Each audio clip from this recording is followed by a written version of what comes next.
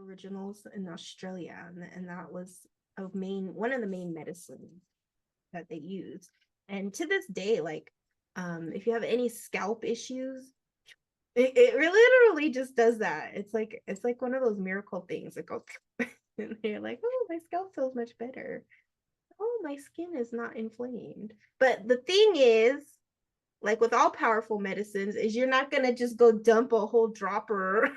you're gonna put like one drop, not 1,000 drops, and then you'll burn your scalp. See, that's how medicine works.